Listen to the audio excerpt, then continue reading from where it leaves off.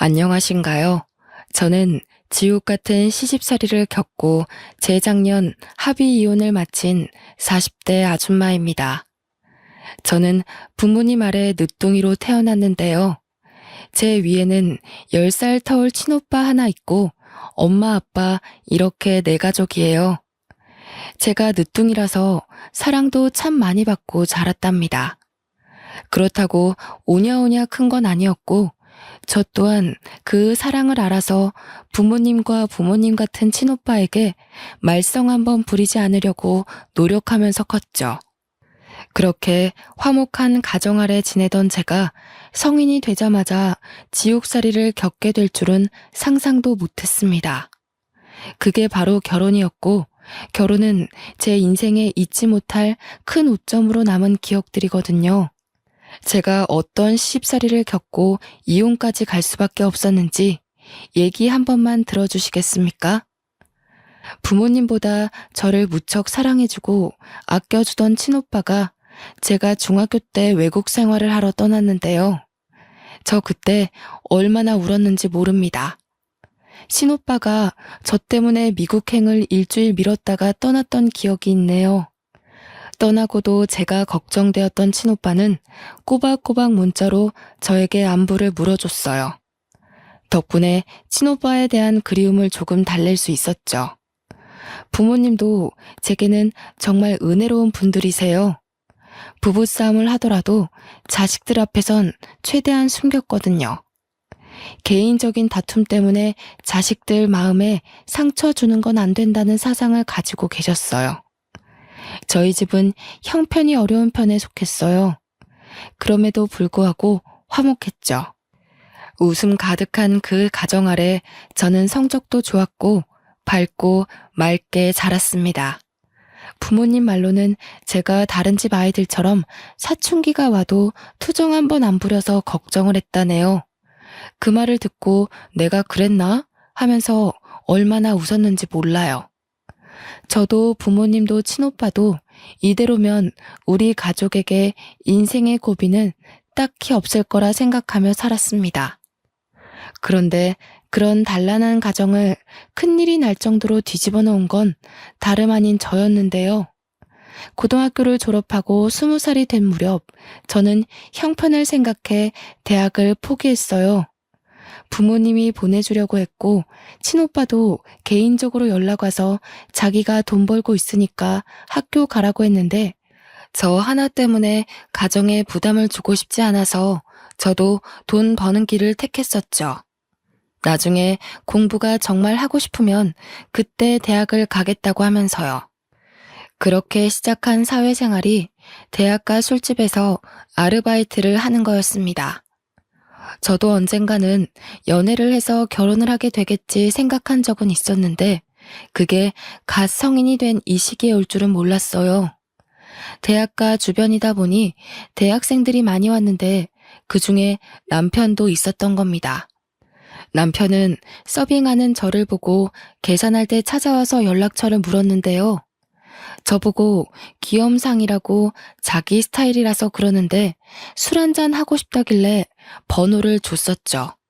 저는 모난 곳 없이 사랑만 받고 컸던지라 추잡스런 접근이 무엇인지 전혀 모를 때였어요. 바로 이게 제 인생에서 가장 큰 실수였고 지옥으로 가는 직행 열차였던 겁니다. 저는 남편과 술을 마신 그날 이후 3개월 만에 임신을 했다는 사실을 알았고 무섭다는 이유만으로 그걸 한 달이나 숨긴 채 소가리를 했습니다. 임신 4개월이 되던 차 몸이 이상한 게 느껴져서 할 수 없이 부모님께 알렸죠. 그 사실을 듣고 저희 부모님이 한 일주일은 알아 누우셨어요. 한 번도 혼난 적 없던 제가 그때 처음 부모님께 혼이 났는데 얼마나 큰 잘못을 했는지도 그때 알았습니다. 너무 무섭고 죄송했죠. 그렇게 남편에게 알리고 시댁 귀에까지 들어가게 된 건데요. 시댁은 저를 싫어했는데 그래도 남편은 제 편이 되어 주었어요. 물론 결혼 한두 달까지는요. 그때까진 제가 봐도 남편이 저한테 마음이 있는 상태였어요. 그래서 시댁도 하는 수 없이 이 결혼을 승낙했을 거고요. 저는 결국 20살 나이에 실수로 아이가 생겨 결혼을 하게 된 셈이 되어버렸습니다. 그게 얼마나 잘못된 과정인지 몰랐는데 살다 보니 알게 되더군요. 갑자기 굴러들어온 바위를 보듯 시댁에선 나를 보는 눈빛들이 곱지 않았어요. 그나마 다행인 건 남편한테 누나인 시누이가 하나 있었는데 외국 생활 중이라 결혼식 때도 만난 적이 없다는 거였죠. 시부모도 저를 못 잡아먹어서 안달인데 시누이까지 있었으면 정말 견디기 힘들었을 겁니다. 시댁 식구들은 번번이 친정을 무시했는데요. 친정 살림살이가 넉넉하지 못해서 더 떵떵거리며 저를 괴롭혔어요. 저는 친정에서 이 사실을 알면 속상할까봐 어디 티내지도 못하고 혼자 끙끙 앓기만 했죠. 종종 친정에서 연락이 오면 거짓말로 편하게 잘 지내고 있다고 다들 식구처럼 잘해준다고만 했어요. 남편이란 놈도 처음엔 안 그랬는데 제 배가 남산만해지니까 한순간의 실수로 지 인생 망했다고 꼴 보기 싫으니까 방에 좀 들어가 있으라고 저를 구박하기 시작하더군요. 그땐 정말 기댈 곳 하나 없는 시댁에서 많이 힘들었습니다. 직설적으로 날아오는 상처가 처음이기도 해서 극복할 힘을 전혀 몰랐을 때였어요. 확실히 세탁소 하는 저희 친정에 비해 시댁이 잘 사는 게 맞아요. 시부는 군부대로 식재료를 보내는 일에서 과장직을 맡고 있었는데 그게 연봉이 좀 높다고 하더라고요. 그래서 시누이는 외국으로 학교를 보냈고 남편도 한국에서 좋은 대학을 다녔거든요. 이것에 비하면 저는 고졸의 알바생의 혼전 임신에 정말 보잘것없는 사람이었네요. 남편도 남편이지만 특히나 저를 직접적으로 힘들게 했던 건 시모였는데요. 시모는 일을 하는 사람이 아니라서 낮이면 남편과 시부는 직장을 가서 없고 시모와 둘만 집에서 보내야 해서 부딪히는 일이 많았습니다. 일방적으로 당했다고 봐야겠죠. 시모는 제가 대학도 못 가고 직장도 없고 해서 입버릇처럼 출처 모를 집에서 나온 애 취급을 했어요. 친정 부모가 다른 지역에 있어서 더 마주할 일 없으니 친정까지도 제 앞에서 대놓고 까더라고요. 내가 너만 보면 속이 터진다. 여자애가 피임할 줄도 모르고 학교에서 그런 거 안 배웠니? 아니면 작정하고 우리 아들 발목 잡고 싶어서 숨긴 거야? 진작 말했으면 애 지웠을 거 아니야. 내가 쪽팔려서 며느리가 대학도 못 나온 애라고 어디 말도 못해. 아이고 내 팔자야. 말년 다 돼서 이게 무슨 불운인지 모르겠다. 이렇게 며느리 복이 없는 줄 알았으면 어디 부적이라도 살 걸 그랬어. 주말이라 시부가 출근을 안 할 때면 시모 옆에서 꼭 한마디씩 덧붙였는데 시부의 말은 시모에 비해 좀 더 직설적이고 한방이 강한 편이었어요. 두 분은 제가 화장실을 갈 때도 거실에 앉아 눈을 부릅뜨고 지켜봤거든요.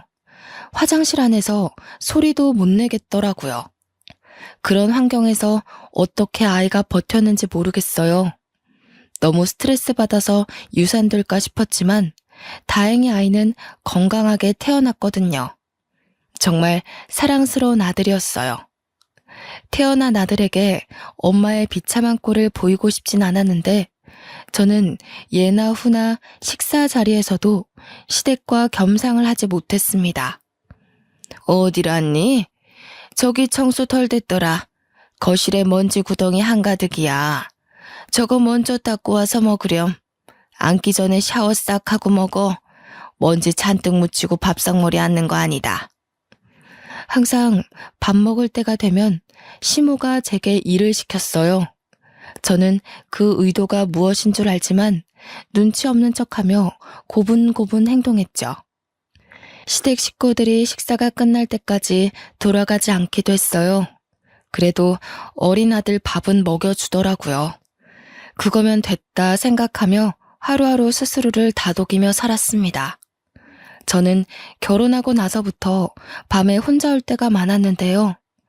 언젠가부턴 너무 서럽던 나머지 아들이 깬 걸 알면서도 울음을 참지 못해 소리 내는 날이 늘어갔어요.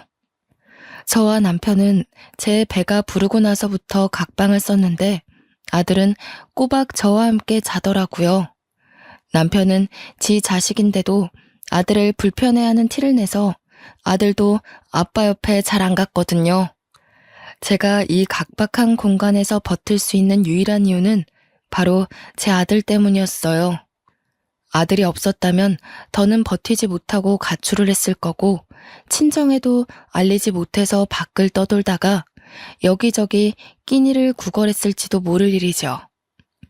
시댁의 거침없는 질타는 제 아들도 예외가 아니었는데요. 시모는 제 아들이 말을 알아듣기 시작하고부터 대놓고 앞담을 일삼았습니다. 으이구, 지엠이 닮아서 공부도 더럽게 못하네.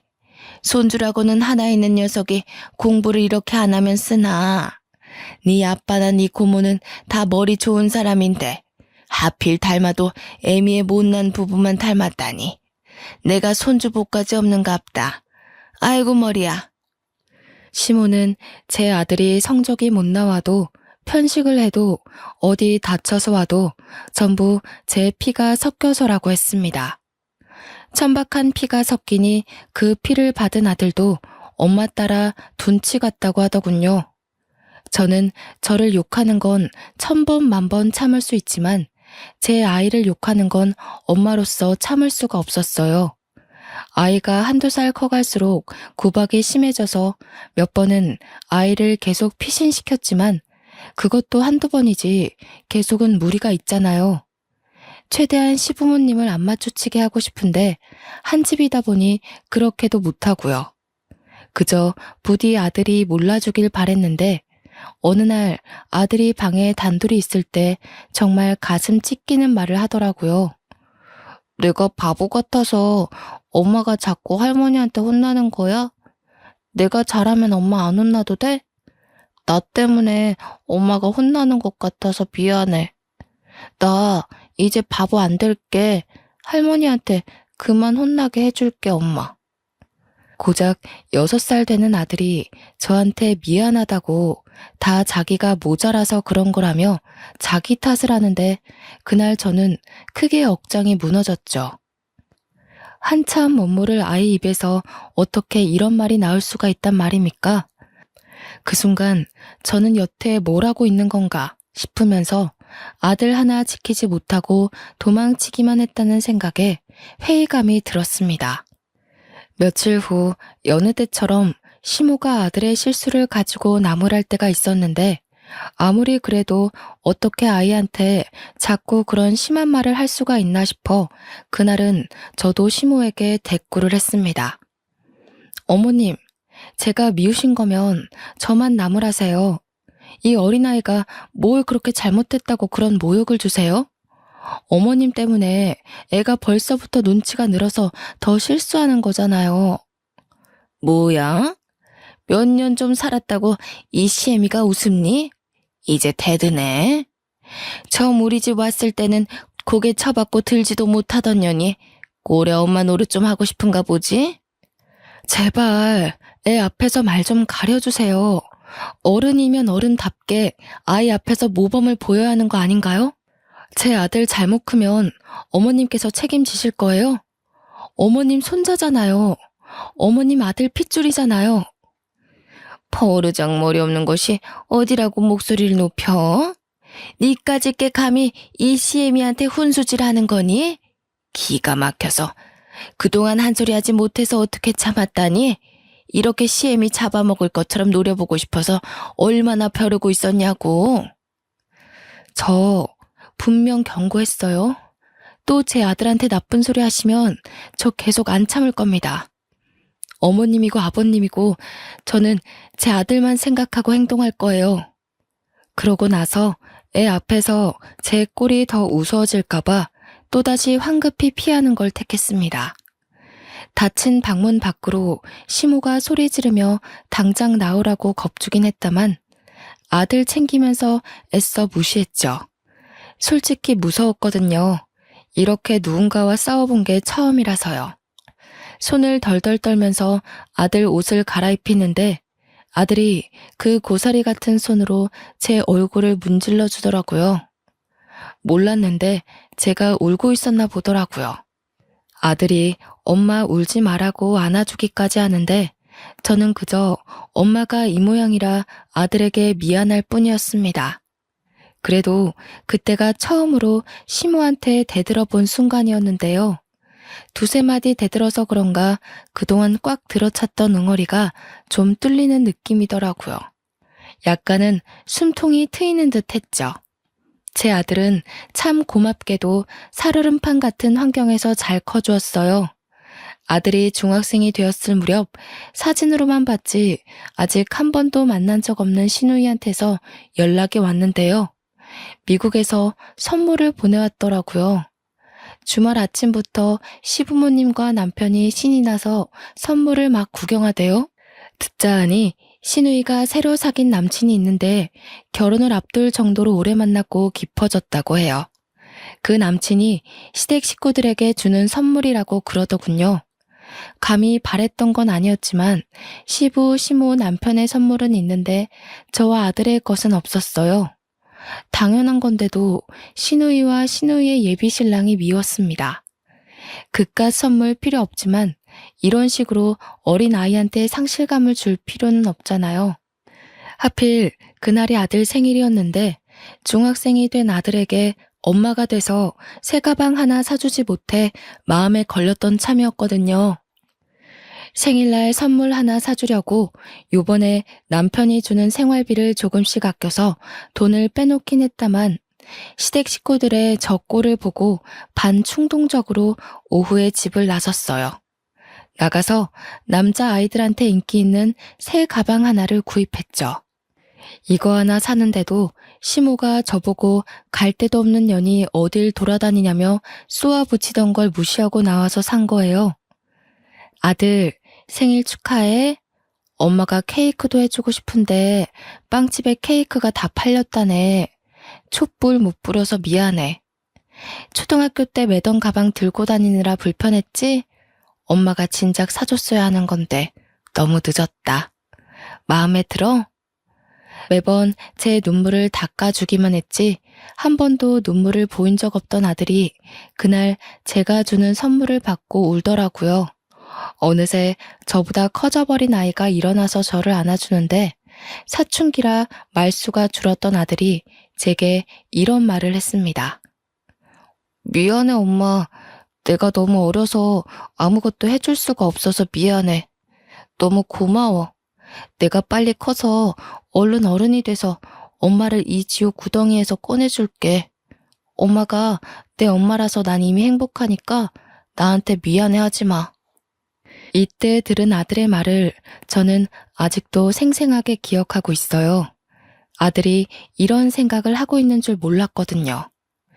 비로한 제 삶 때문에 한참 뛰어놀아야 할 나이에 너무 무거운 책임을 느끼게 해버리는 것 같아서 저는 더없이 속이 아팠습니다.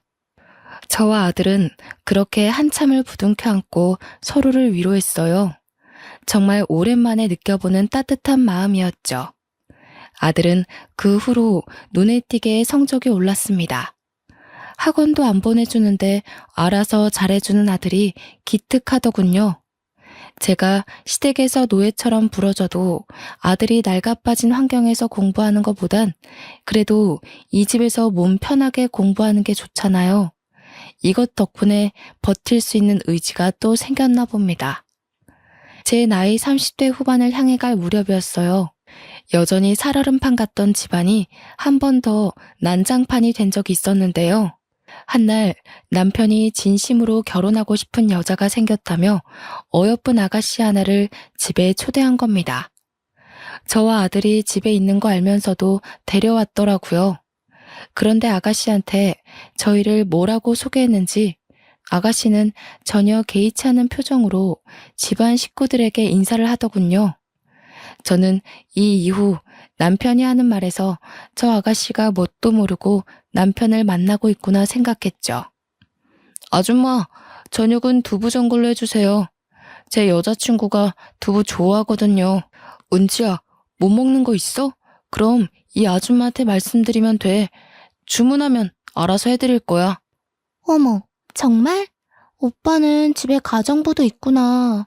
그런데 왜 가정부를 써? 집이 더 비좁지 않아?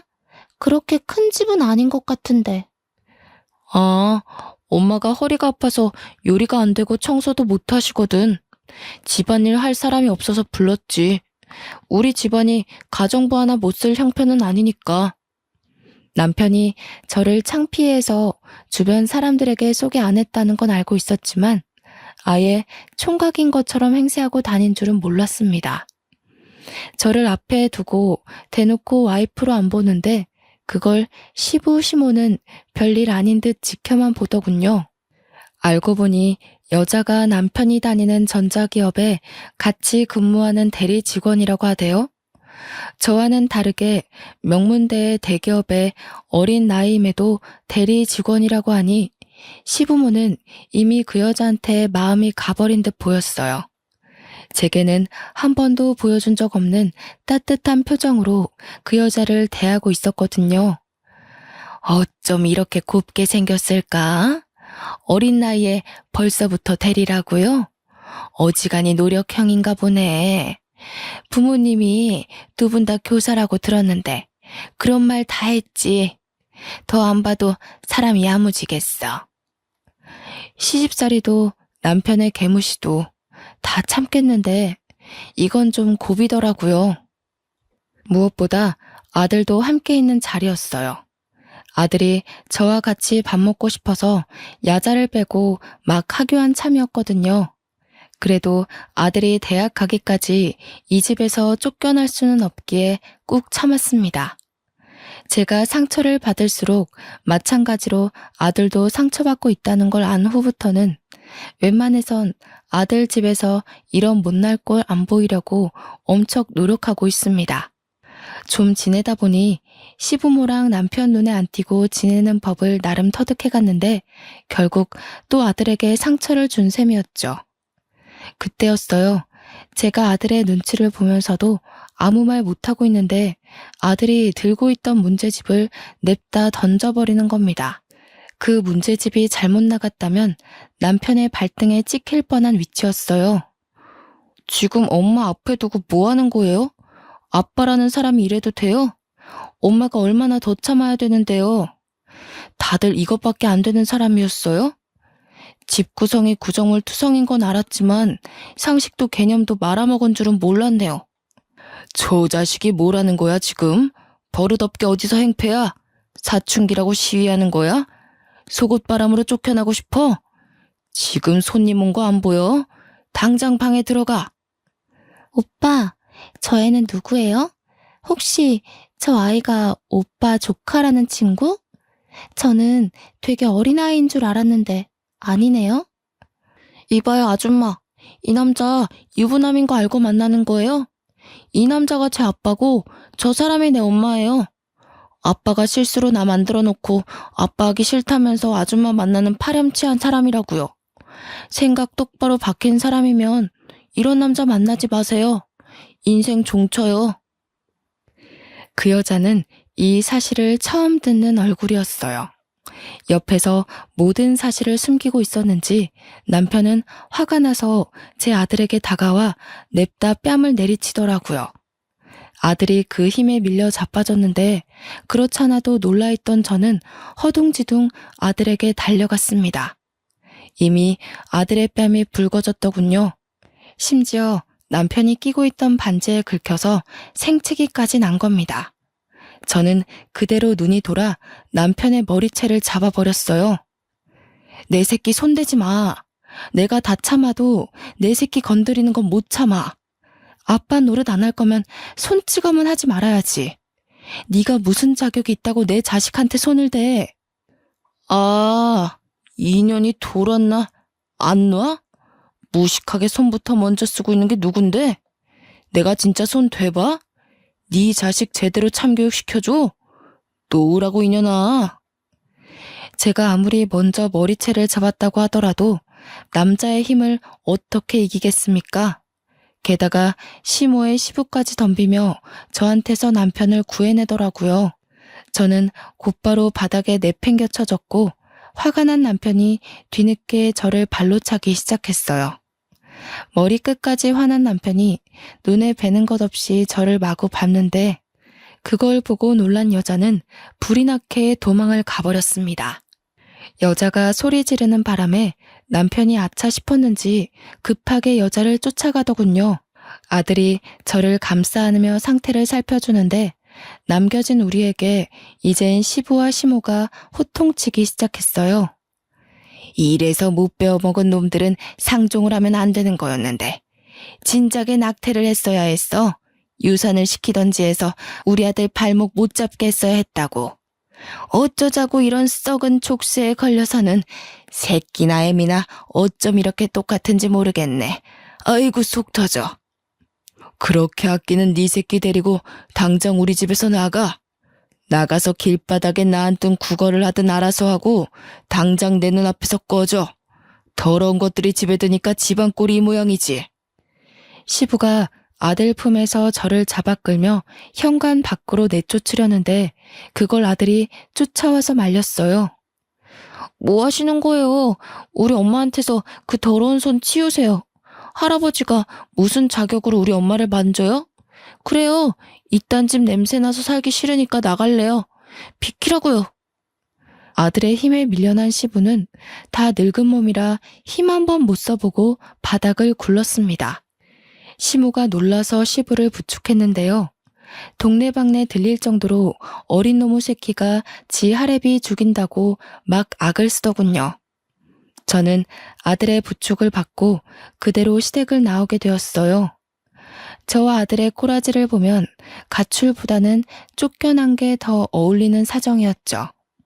저 혼자 쫓겨난 거라면 어디 골목 구석에 가서 하룻밤 보내면 되겠다만 아들이 있는 상황에서 그럴 수는 없었어요. 아들마저 저처럼 비루한 삶을 살게 할 수는 없잖아요.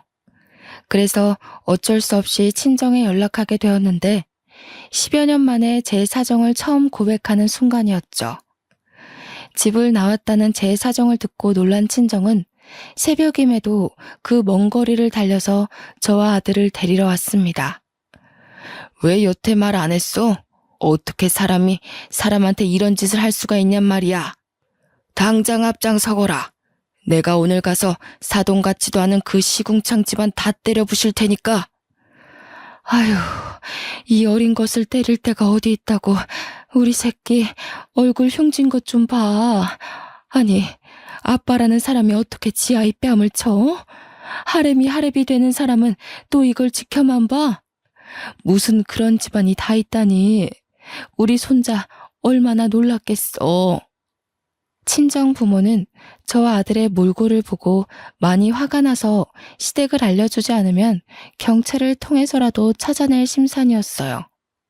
친정 부모님의 재촉에도 제가 머뭇거리고만 있자 아들이 대신 나서서 시댁 주소를 알려주는 겁니다. 일이 커지는 게 걱정되어 말해주길 망설였던 건데 불안한 눈으로 아들을 바라봤더니 아들이 그냥 손을 꼭 잡아주더군요. 그런데 하필 가는 길에 친오빠한테 전화가 오더라고요. 시차가 달라도 친오빠는 한국이 새벽인 줄 알아서 전화를 안 하는데요. 급한 일인가 싶어서 엄마가 전화를 받았어요. 어머, 한국 왔다고? 이렇게 갑자기?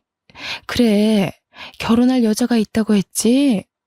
근데 아들, 우리가 지금 집에 없어. 급하게 순이 시댁에 가는 중이다.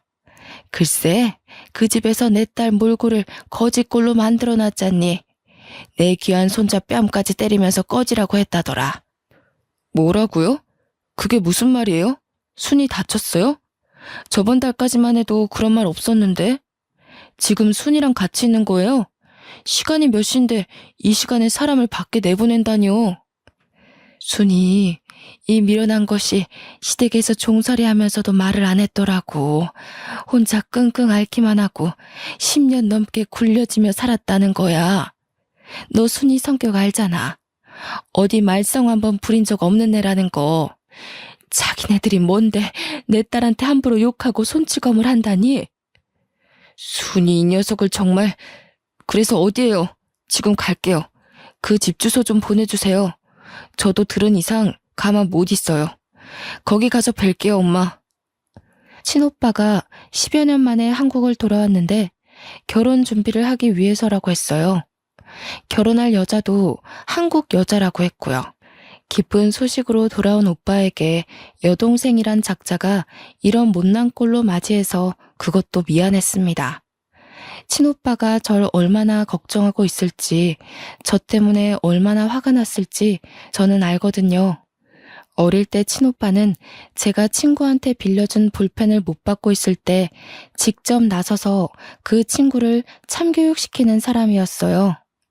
늘 저를 과하게 아껴주고 든든한 뒷배가 되어준 사람이라는 말이죠. 제 2의 아빠와도 같은 사람인데 제가 시댁에서 처맞고 살았던 소리를 듣고 얼마나 눈이 돌았을지가 보였어요.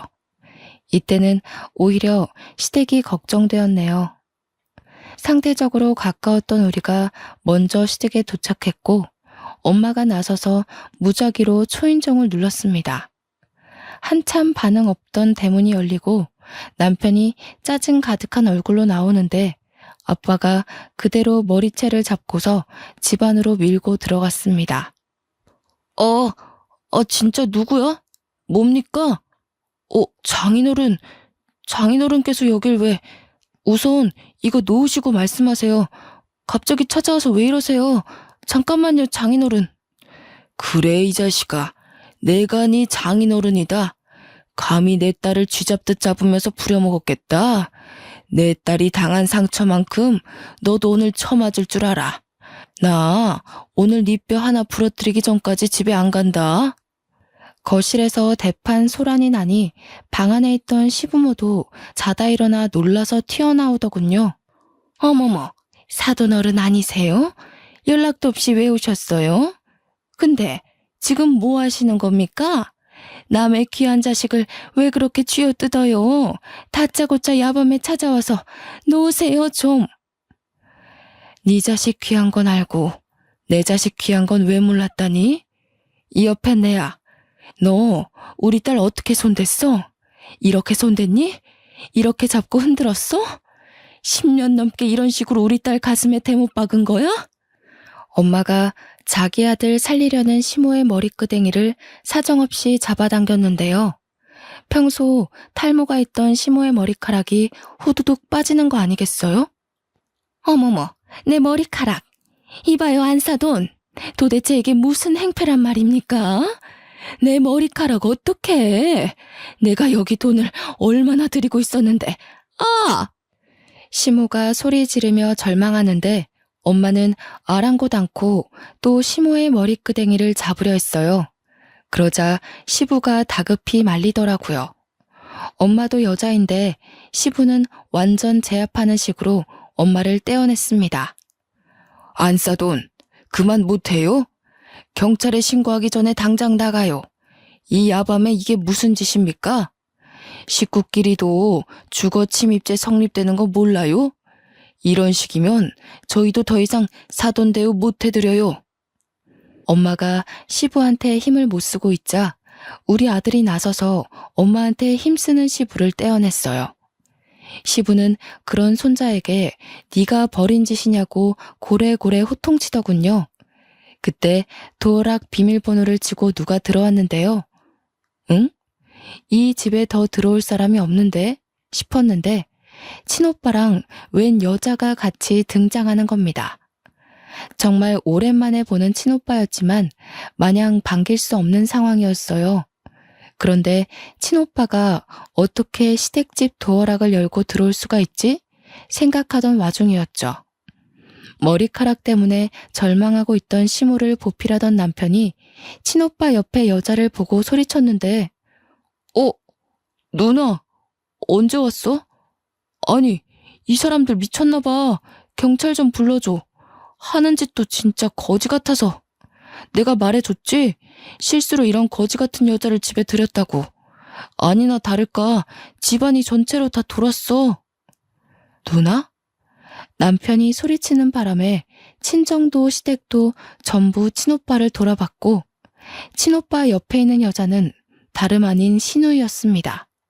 그러니까 우리 친오빠가 미국에서 만나 결혼까지 마음먹은 여자가 바로 신우이라는 거죠.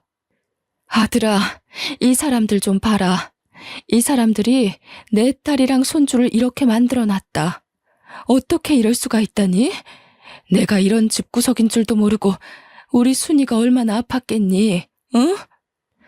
엄마가 친오빠한테 달려가면서 우리들의 다툼은 잠시 종결났고 모두가 상황 파악에 들어갔습니다.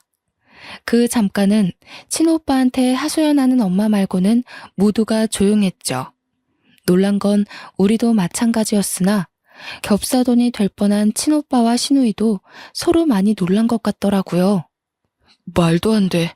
자기, 나한테 거지 같은 올케가 들어왔다는 게 내 동생을 말한 거였어? 미국에서 내내 자기 남동생이 올케 때문에 인생 망했다고 하소연한다 그랬잖아. 어디 미국에 버려놓고 올 데 없냐고 물었었잖아. 아니야. 내가 자기 동생한테 왜 거지 같다고 해. 그러니까 지금 내 올케가 당신 여동생이라는 거야? 그 10살 타올이라던 귀여운 여동생? 어떻게 이런 일이 있을 수가 있어? 자기 분명 그랬어. 한두 번도 아니고 거의 틈날 때마다 올케 얘기했다고. 남동생이 사고쳐서 결혼했는데 올케랑 그 집안이 산거지라고 욕했었잖아. 나 덕분에 자기 부모님이 올케 때문에 속 썩은 거 위로받겠다면서 결혼 결심해줘서 고맙다고 그랬잖아. 나는 오빠 동생인 줄 모르고, 그러니까 그게, 야, 너는 왜 올케가 이런 사람인지 말 안 했어? 올케 집안이 무슨 거지 같은 집안이야. 우리 집보다 훨씬 재산 많다고. 멍청한 게 진짜 제대로 알아보지도 않고. 무슨 소리야. 돈이라곤 쥐뿔도 없는 거 맞아. 내가 10년을 넘게 지내면서 봤는데 집에 돈이 있었으면 제가 구박받고 살았겠어? 신우이랑 남편이 하는 말을 듣고 친오빠는 더 머리끝까지 화가 났어요. 그대로 둘을 무시하고 엉망이 되어 있는 저를 챙기기 바빴죠.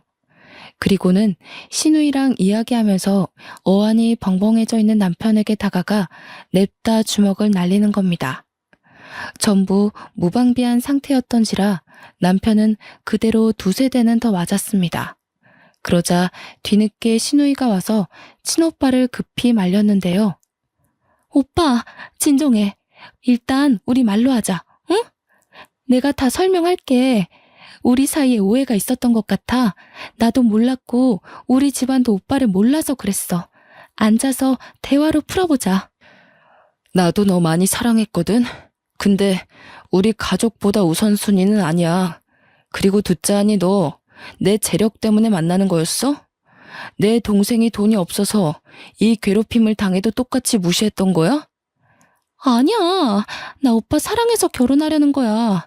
어떻게 사람이 돈만 보고 5년을 넘게 사귀겠어. 그런데 올케 사정은 정말 몰랐어. 나는 우리 엄마 아빠가 이 정도로 못 살게 굴었는지도 모르고 있었어. 정말로. 더 이상 변명으로밖에 안 들리네. 며칠 생각할 시간 좀 가지자. 네 얼굴만 보면 이 구역질 나는 집안 사람들 얼굴이 떠올라서 못 만나겠다. 그만 갈게. 내가 연락할 때까지는 전화하지 마. 친오빠는 저와 가족들을 데리고 이대로 집을 나가려고 했습니다. 그런데 신우이가 심할 정도로 집착하며 친오빠한테 매달리는 거 아니겠어요? 처음에는 오래 만난 사이라서 남이 될까봐 겁에 질려 그러는 줄 알았어요. 그런데 다 친오빠 재력 때문이더군요. 저는 시댁살이 하느라 몰랐는데 알고 보니 우리 오빠가 미국에 보험계리사 자격증이 있는데 그 자격증이 국내 10명 내외로만 가지고 있을 만큼 대단한 거라고 하더라고요. 친오빠가 다니는 미국 회사에선 한국 보험사가 딱 2명 있는데요. 그 회사가 좀 잘 나간답니다. 미국 현지인들도 들어가기 쉽지 않다네요. 친오빠는 거기서 연봉으로 세후 10억을 받고 있었대요. 심지어 반 이상을 친정에다가 보내주고 있었는데 친정 부모님은 아들 돈이라서 함부로 못 쓰고 있었다는 겁니다. 친오빠가 그 회사에 들어간 직후부터 친정으로 용돈을 보냈다고 하니 그럼 적어도 10년 가까이는 됐다는 건데 얼추 계산을 해도 80억 현금이 친정 부모님 통장에 꽂혀 있는 거였어요. 저희 친정이 40년째 세탁소를 하고 있거든요. 벌이가 대단히 많지는 않다만 그래도 그 벌이로 저와 친오빠를 키울 만큼은 된 형편이었어요.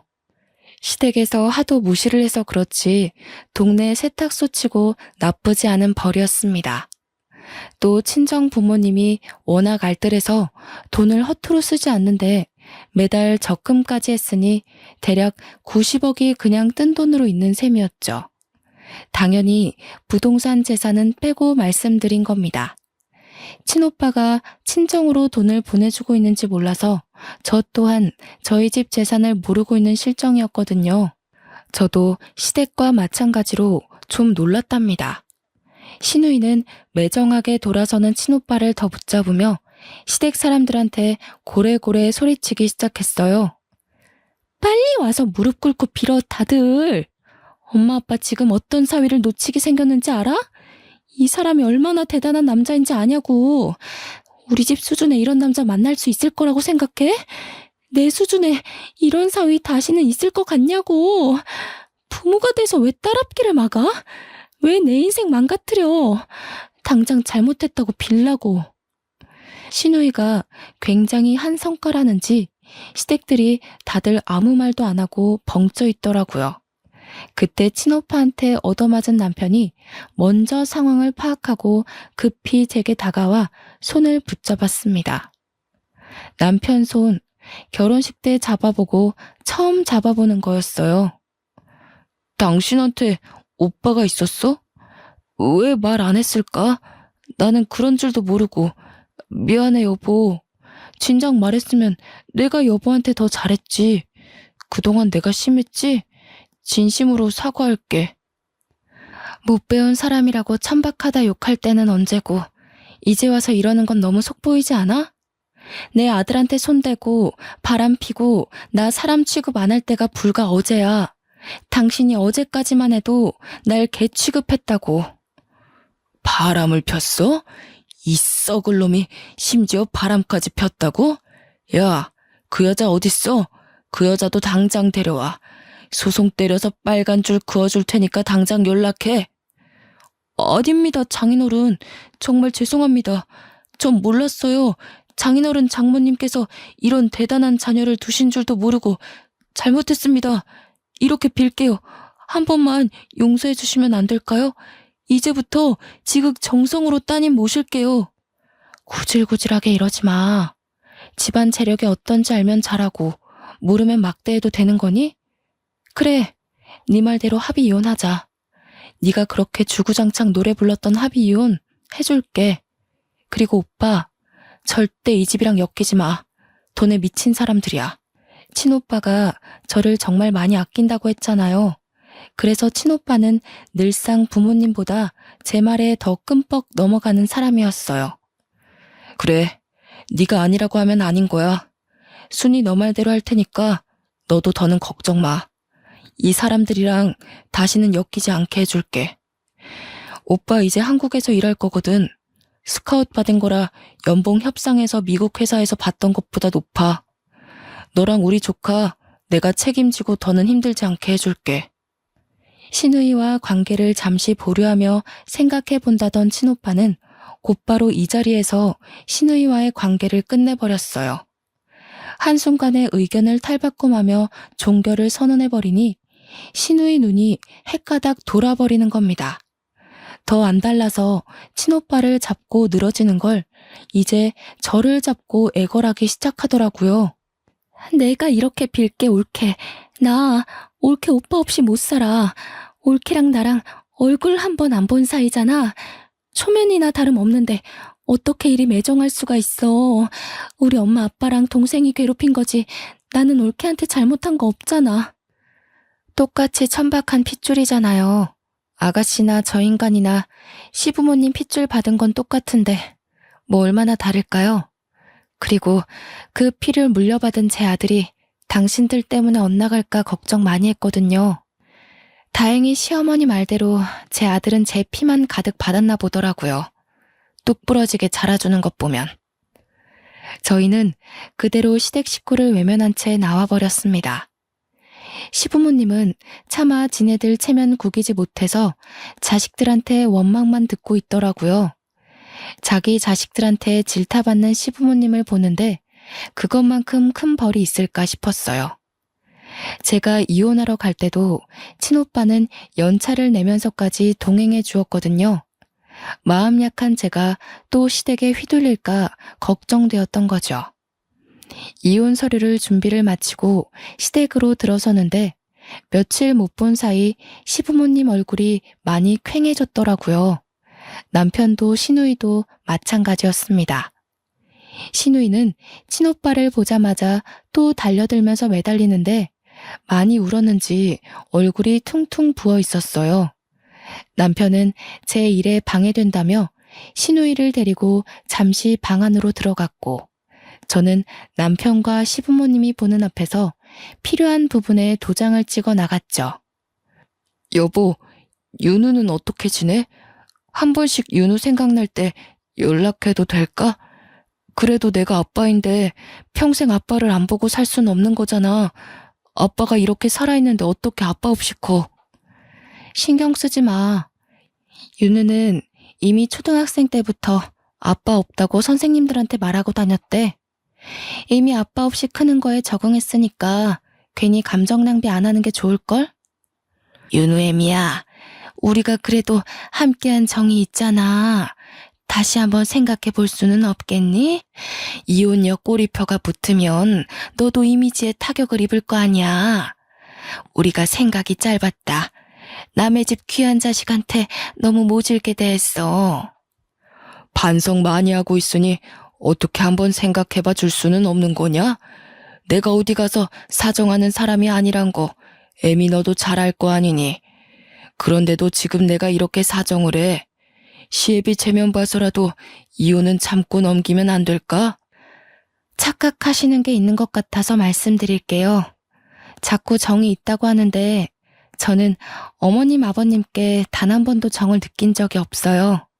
그리고 때를 지나서 하는 반성은 반성이 아니에요, 아버님. 미련이고 후회지.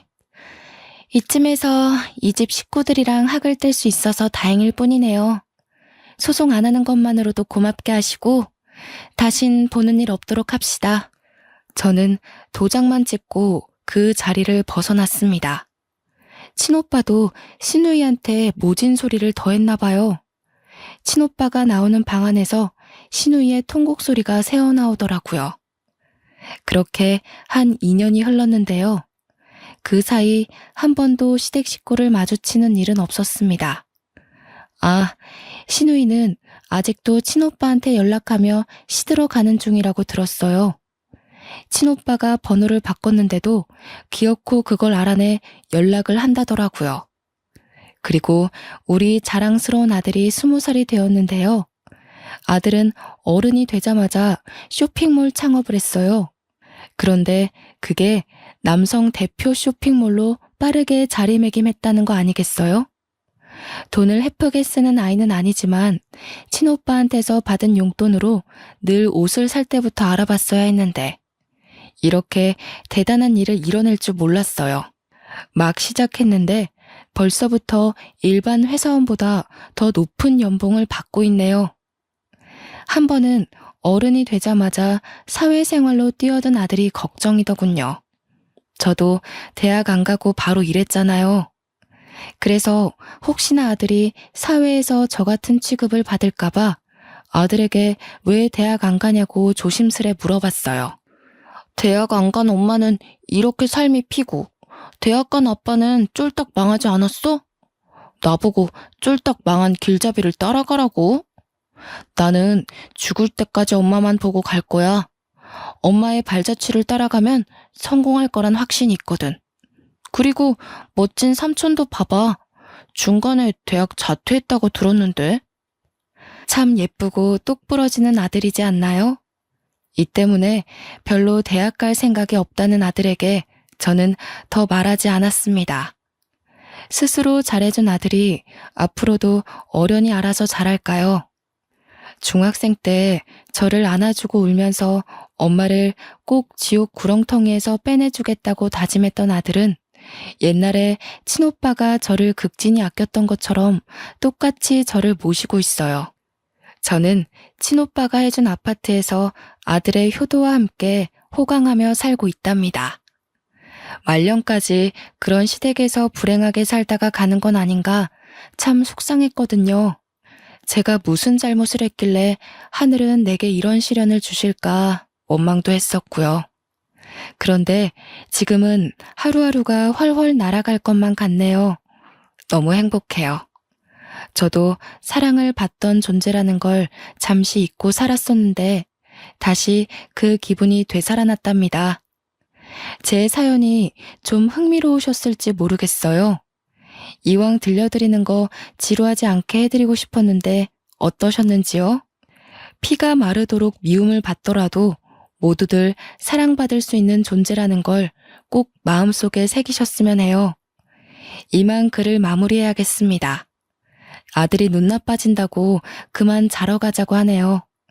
그럼 지금까지 제 사연 들어주셔서 너무 감사합니다.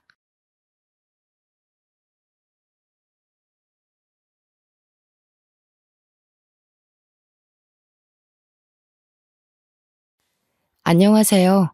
저는 얼마 전 사랑하는 사람과의 결혼식을 엎은 38살 미혼녀입니다. 결혼 생활을 해보기도 전에 예비 시댁과 문제가 생겼고 그걸 해결할 수 없어서 결국 연을 끊게 되었는데요. 구체적으로 따지자면 저와 시댁 문제라기보단 친정 엄마와 예비 시모의 대립 때문이었죠. 이 두 분이 사돈이 되기도 전에 서로 의가상에 돌아설 수밖에 없었던 이유가 솔직히 다소 유치합니다. 여기 사연들을 보니까 훨씬 괴롭고 기상천외한 일들이 많더군요. 제 글이 상대적으로 별일 아닌 것처럼 보일지 모르겠던걸요. 그만큼 사소한 이유로 틀어지게 되었다는 건데요. 저의 황당한 사연 한번 들어보시겠습니까? 저는 제 또래 나이의 예비신랑과 작은 기업에서 평범하게 사랑을 키웠습니다. 사내 연애였다는 거죠. 태생부터 날씬했던 저와 달리 예비신랑은 선천적으로 덩치가 있는 사람이었는데 동그란 덩치와 어울리게 상당히 순둥하고 귀여운 성격을 가지고 있었어요. 제가 빠지게 된 매력 중에 하나였죠. 곰돌이 같은 남자를 좋아한 제게 예비신랑은 안성맞춤이었고 그래서 제가 먼저 접근하여 만나게 된 거예요. 예비신랑은 쑥스러움도 좀 많았는데 적극적인 제 표현을 늘 부끄러워하더라고요. 만나볼수록 사람이 거짓말도 잘 못하고 진정성도 있고요. 제가 좀 더 좋아해서 쫓아다녔던 기억이 여전히 생생하네요. 그만큼 좋아했어요. 결혼할 정도로 끌려서 프로포즈도 제가 먼저 했거든요. 솔직히 예비신랑이 좀 소극적인 부분이 있어서 저를 부담스러워할까 싶었는데 다행히 제 프로포즈에 한 번에 응해서 안심했었죠. 우리는 상견례 날짜를 잡기 전 양가 댁에 같이 찾아가 먼저 얼굴을 비출 계획을 짰어요. 그게 예비신랑 제안이었는데요. 우리 집에 먼저 들리자는 예비신랑의 의견을 수용하여 저는 엄마와 날짜를 잡았고 우리 엄마를 만나러 가게 되었습니다. 우리 엄마는 계곡 주변에서 펜션을 운영 중인데 아빠와 일찍부터 사별하여 도시 생활을 정리하고 산 주변으로 빠져나와 살고 있던 중이었거든요. 저도 엄마가 쓸쓸할까봐 같이 살고 있어요. 직장과는 거리가 먼 편이라 교통이 좀 불편하긴 하지만 자차로 1시간 정도는 엄마를 위해서 헌신할 수 있잖아요. 지금은 펜션이 비수기라서 예비신랑과 제가 인사드리러 가기 딱 좋은 시기였죠. 오느라 고생 많았어. 여기 길이 험해서 운전하는데 많이 힘들었지? 어여 앉아. 앉을 데가 마땅치 않네. 바닥에 좀 앉아도 되겠어? 엄마는 예비신랑을 보고 첫인상부터 듬직하다며 아주 좋아해 주셨습니다. 예비 신랑도 엄마한테 잘 보이려고 원래 착한 성격을 더 착한 태도로 임하며 엄마 앞에서 바짝 긴장해 있었는데요. 그 모습이 얼마나 또 귀여웠는지 모릅니다. 엄마가 준비해주는 음식으로 간단한 식사를 하는데 예비 신랑은 가만히 있지를 못하고 계속 엄마를 돕더군요. 엄마가 가서 앉아 있어도 된다고 했는데도 엄마 뒤를 졸졸 따라다니면서 예쁜 짓을 알아서 잘도 했습니다. 저와 엄마가 보는 눈이 비슷했는지 엄마도 예비 신랑이 귀여워 죽는 겁니다. 안절부절하는 예비 신랑 모습에 엄마랑 둘이서 얼마나 배꼽 잡고 웃었는지 모릅니다. 그렇게 우리 엄마와 예비 신랑과의 첫 만남은 아주 좋았습니다. 예비 신랑도 엄마가 많이 웃어주니 좋은 사람 같다며 마음이 편했다고 하더군요. 예비 신랑이 예비 처가댁에 보여준 예의에 보답하고 싶어서 저도 예비 시댁을 뵙기 전 엄청 마음의 준비를 하였습니다. 잘 보여야 해서 머리부터 발끝까지 단정하게 풀 세팅했고요. 남편에게 미리 시부모님의 정보를 따내 예상치 못한 일이 없도록 대비하려고 노력했죠. 그렇게 시댁을 방문하는 날이 되었을 때였습니다. 그동안 단련했던 마음가짐을 한 번 더 단단히 하며 예비 신랑을 따라 집 안으로 들어갔는데요. 예비 시댁 식구들을 보고 좀 놀랐던 건 다름 아닌 풍채였습니다. 예비 신랑한테 시부모님이 뭘 좋아하고 싫어하는지, 어떤 며느리 타입을 선호하시는지 이런 것만 물어봤지 예비 시부모님 외관에 관해서는 전혀 생각도 못했거든요. 아마 매일 우리 엄마와 함께 지내다 보니 시댁도 우리 엄마 정도의 체격이라고만 생각했던 것 같아요. 일반 사람들 체격이 그러하니까요. 예비 신랑이 저보다 2배 정도 넓고 큰 사람인데 예비 시부뿐만 아니라 예비 시모까지도 예비 신랑과 비스무리한 체형이더군요. 풍채 때문인지 집이 넓은데도 상대적으로 좁고 사람이 더 거대해 보이는 느낌이 있었습니다. 솔직히 속으로는 그 덩치가 주는 압박감에 크게 당황했으나 저는 최대한 티를 내지 않고 밝게 인사를 드렸어요. 그랬더니 예비 시모가 인사는 받아주지도 않고 그저 소파에 앉은 채로만 저를 위아래로 훑고 있는 거 아니겠습니까? 예비 시부가 대신 제 인사를 받아주고 앉으라고 말해줘서 저는 제대로 예비 시모의 눈길을 피할 수 있었습니다. 아가씨는 우리 아들 어디가 좋아서 결혼하려는 거예요? 혹시 우리 아들이 둔해 보여서 부려먹을 생각으로 결혼하려는 건 아니죠?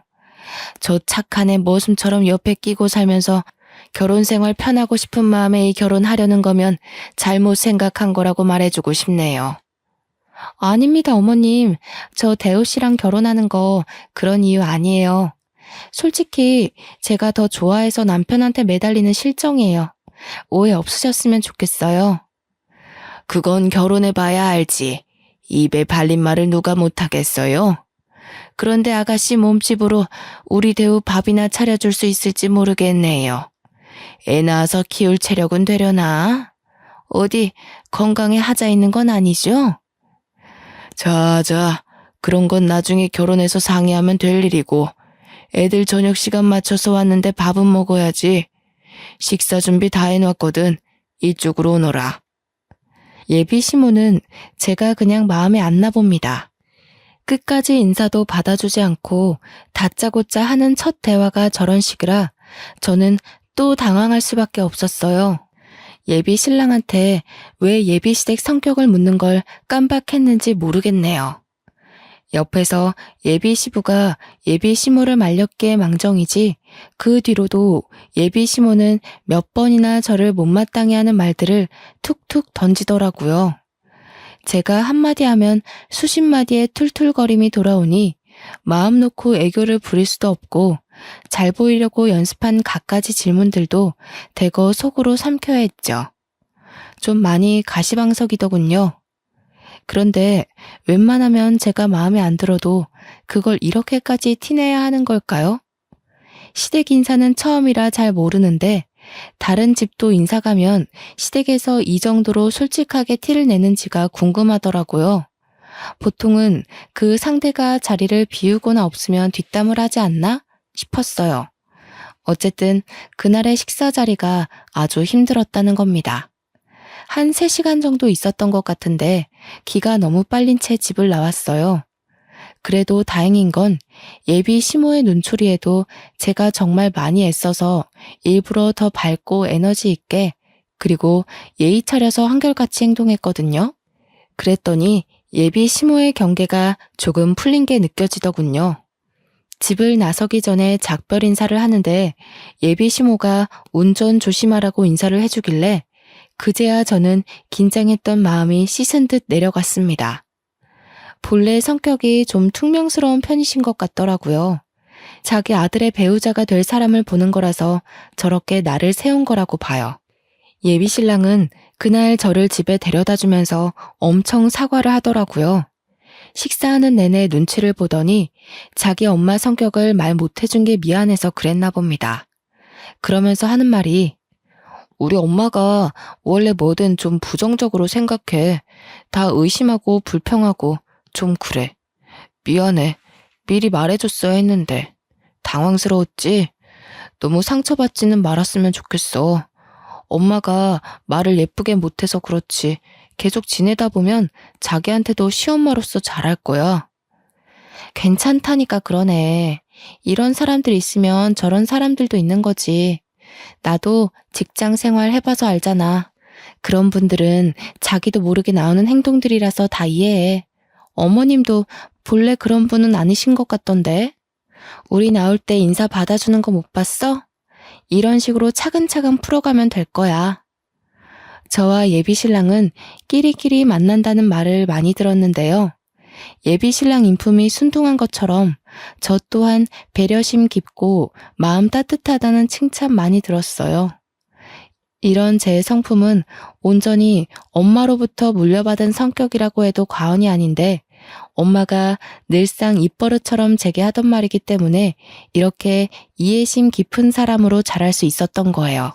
니네 아빠가 늘 하는 소리가 있는데 절대 사람을 겉모습 보고 판단하지 말라는 거야. 이런 사람이 있으면 저런 사람이 있고 이렇게 생긴 마음이 있으면 저렇게 생긴 마음도 있을 수 있는 거지. 내가 이해할 수 없는 사람이라고 해서 그 사람을 나쁘다고 할 수는 없어. 세상에서 제일 나쁜 사람이 어떤 사람인 줄 아니? 나의 소중한 것을 함부로 여기는 사람. 아빠라는 사람은 제가 너무 어릴 때 돌아가셔서 어떤 사람인지 잘 몰라요. 늘 엄마 입으로 들어서 아빠는 이런 사람이구나 하고 이미지를 상상했을 뿐이었죠. 제 생각이 맞다면 아마 아빠도 엄마처럼 좋은 사람이었을 거라고 봅니다. 양가 댁을 다녀오고 난 후 바로 다음 달 저희는 상견례를 잡기로 했습니다. 어차피 결혼식은 연말이었고 다른 준비는 차차 하면 되었거든요. 어른들께 인사드리는 건 최대한 빨리 하는 게 예의라고 보고 서로 날짜 되는 날을 찾다 보니 다음 달이 가장 빨랐죠. 저희는 양가 부모님께 약속 정보를 알려드린 후 분위기 괜찮은 일식집에서 상견례를 하게 되었습니다. 저희 엄마는 펜션을 운영하기 때문에 평소 편한 옷차림만 즐겨 입었는데 이번에 상견례를 위해 제가 옷 한 벌 맞춰줬는데요. 엄마랑 같이 손수 백화점까지 가서 구매한 브랜드 옷인데 그 옷을 입어봤을 때 직원들이 저희 엄마 보고 모델 같다고 너무 날씬하고 예쁘다고 엄청 칭찬해 주더라고요. 제가 봐도 엄마는 참 곱게 나이가 드셨어요. 험한 펜션 일을 하는데도 피부가 고우시고 주름도 나이에 비해 적었거든요. 외가 쪽이 대부분 다 피지컬이 좋은데 이런 것도 유전인가 봐요. 저도 엄마를 닮아 옷에 좋다는 소리는 좀 듣고 살았답니다. 엄마는 오랜만에 걸쳐보는 예쁜 옷을 입고 좋아라 했어요. 아무리 편한 옷을 선호한다고 해도 엄마도 여자잖아요. 우리 여자들은 예쁜 옷 보면 설레는 희한한 DNA가 있지 않습니까? 비록 이 예쁜 옷을 한번 입고 말지 모르나 저와 직원들이 진심으로 칭찬하자 엄마는 기분 좋아서 그 옷을 골랐죠. 칭찬받는 걸 쑥스러워하는 엄마가 문득 소녀같이 예뻐서 저까지 기분이 좋았던 쇼핑이었습니다. 예비 시댁의 경우도 저희와 비슷한 형편으로 평범하게 산다고 들었는데요. 그날 상견례 자리에서 본 예비 시모의 모습을 아직도 잊을 수가 없어요. 단정하게 연분홍색 투피스를 입은 엄마와 달리 예비 시모의 차림새는 분에 넘치도록 엄청 화려했거든요. 처음에 보고 인사드리는 것도 깜빡했을 정도로 엄마와 저는 잠깐 넋을 놓았습니다. 보통 상견례에서 삐까뻔쩍하게 하고 나타나진 않지 않나요? 예비 시모는 누가 봐도 나 돈 많아요. 이런 걸 티내고 싶은 사람처럼 입고 왔더라고요. 상견례 복장에 정답은 없다만 다소 당황스러웠어요. 예비 신랑도 외동, 저도 외동이라 상견례 자리는 꽤 단촐했습니다. 그래도 장소가 장소인지라 휑한 분위기는 아니었어요. 그렇게 바로 음식들이 들어오고 약간은 어색한 관계에서 예비 시부의 말로 자연스레 물꼬를 텄습니다. 펜션을 한다고 들었습니다. 성수기가 지나서 지금은 쉬엄쉬엄 하고 계신 거지요? 그것도 성수기 되면 만만하게 볼 게 아니더라고요. 아, 예. 지금은 좀 괜찮은데 성수기 때는 정말 말도 못해요. 계곡 오는 사람들이 얼마나 많은지 매년 놀란다니까요. 언제 한번 펜션 놀러 오세요. 제대로 대접하겠습니다. 예비 시부와 엄마는 사돈끼리 주고받을 만한 안부를 전하면서 조금은 어색한 기운을 거두려 애썼는데요. 정확히는 예비 시모 빼고 모두가 자리의 분위기를 위해 서로 조심하고 있었죠. 그러나 예비 시모가 뛰어들면서 상견례의 잔잔한 분위기가 큰 파동을 치기 시작했습니다. 이제 뭐 식구가 될 사이니까 한마디 해도 되겠지요, 사부인? 처음 볼 때부터 느낀 건데 우리처럼 나이 있는 사람들은 이렇게 어느 정도 풍채가 있어야 해요. 그렇게 말하면 없는 사람 소리 들어요. 저는 순간 이게 뭔 의미인가 싶었어요. 그건 엄마도 마찬가지인 것 같더라고요. 엄마가 대답을 않고 예비 시모의 말뜻을 최대한 좋게 돌려서 생각하고 있는데 예비 시모의 말이 바로 뒤따랐습니다. 딸도 삐쩍 말라서 애 낳을 힘이나 있는지 모르겠다고 생각했는데 사부인 보니까 집안이 다 이렇게 빈약한가 보네요. 새약이 될 애야 뭐 아직 젊으니까 감안할 수 있지만 안사돈께선 신경 좀 쓰셔야겠어요. 요즘엔 다 늙은 사람이 살없이 그렇게 홀쭉하면 뒷소리 나와요. 아, 펜션 비수기라서 장사가 좀 어려우신 거예요? 힘들어서 그러신가? 예비 시부가 말려서 예비 시모가 입을 다물긴 했다만 예비 시모가 우리 엄마 몸매를 지적했다는 건 이 공간 안의 사람들이 전부 이미 명확히 들은 사실이 아닙니까? 우리 집안이 그렇게 막 마른 체형은 아닌데 예비 시댁과 함께 있으니 상대적으로 우리 집안이 삐쩍 말라 보이긴 했어요. 그렇다 해도 첫 만남에 이런 노골적인 멘트는 좀 실례 아닌가요? 그보다 예비 시모보다 저희 엄마가 한 살 더 많거든요. 나이로 유치하게 굴고 싶지 않은데 예비 시모가 매너 없이 나오니까 제 마음이 약간 삐뚤어지더군요. 아니나 다를까 예비 시모 빼고 예비 신랑과 예비 시부는 이미 가시방석인 표정이더군요. 제가 예비 시모 성격을 이미 알기도 했고 예비 신랑한테 들은 게 있으니 이해하고 넘기긴 했는데요. 그래도 우리 엄마를 향한 지적이다 보니까 마음이 계속 불편하더라고요. 저는 아빠 없이 엄마랑만 단둘이 이 나이까지 살았어요. 제게 엄마는 소중한 순위를 매길 수 없을 만큼 제게 전부인 사람이라고요. 또 엄마가 그랬잖아요. 가장 나쁜 사람은 나의 소중한 것을 함부로 대하는 사람이라고. 그 당시 그런 말이 왜 떠올랐는지 모르겠다만 제 기준 나쁜 사람이 예비 시모인 것만 같은 마음이 들었어요. 그래도 참았습니다. 일단은 엄마가 참고 있기도 했고 이 상황을 불편해하는 예비 시부와 예비 신랑의 입장을 생각해서였죠. 제가 좀 말랐죠? 선천적으로 살이 안 찌는 타입이라서요. 그래도 옷 살 때 직원들이 모델 같다고 칭찬을 해주던걸요. 그런 거 보면 이만해도 다 살아갈 만한 것 같아요. 어머나, 그걸 믿으세요, 사부인? 아이고, 순수하기도 하셔라. 그런 건 다 옷 팔기 위한 상술이죠. 자기네들 매출 올려야 되는데 사부인 보고 어머님 같은 분들은 삐쩍 꼴아서 오태가 안 나요. 라고 어떻게 말하겠어요? 전혀 웃기지도 않은데 예비 시모가 혼자서만 홍홍거리며 웃는 겁니다. 이 무슨 무례한 짓인지 너무 어처구니가 없더군요. 지나가는 똥개도 예비 시모가 저희 엄마한테 신뢰를 범하고 있는 걸 알 정도로 심하다고 봤어요. 나 행복하게 결혼하는 걸 보여주려고 만든 상견례 자리인데 괜히 저희 엄마만 기분 상하게 한 것 같아 엄마에게 너무 미안하더군요. 차라리 그 자리에서 참지 말고 예비 시모한테 한마디 해줄 걸 그랬어요. 지나고 나니 그 자리를 그냥 넘긴 것이 후회가 됐습니다. 상견례가 끝나고 저와 예비 신랑은 엄마한테 사과를 했어요.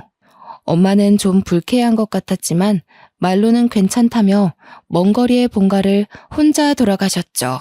그 후 솔직히 예비 신랑과 조금 다퉜습니다. 다퉜다기보단 제가 일방적으로 신경질을 낸 거네요. 예비 신랑은 자기 엄마 잘못을 알고 있어서 그런지 한마디도 못하고 중간중간 미안하다고만 했고요. 그러고 나서도 예비 시모한테서 근근한 시비가 있었지만 저와 예비 신랑의 결혼 준비는 무탈하게 계속 진행되었습니다. 예비 시모가 벌써부터 불편했으나 아직은 예비 신랑을 많이 사랑했기 때문이었죠. 웬만해선 예비 시모와 엄마를 마주치게 안 하고 싶었는데 결혼식에 입을 양가 부모님 옷을 선물로 드리려다 보니 어쩔 수 없이 또 한 번 만남을 가지게 되었는데요. 저는 이런 날을 만든 걸 지금도 뼈저리게 후회하고 있어요.